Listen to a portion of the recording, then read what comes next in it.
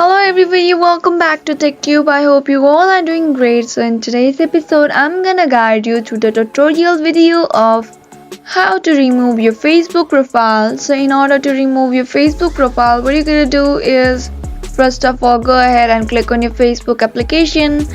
And once you are inside the Facebook, what you're gonna do is click on that little profile icon. So in order to remove your Facebook profile, click on that photos option and then go ahead and see what pictures or photos you have uploaded previously, and then in the album section you can select your profile picture and click on that three dots and you can see the option delete photo. Simply tap on it in order to delete your Facebook profile. Once it's done, refresh your feed or profile and there you can see your photo has been successfully removed.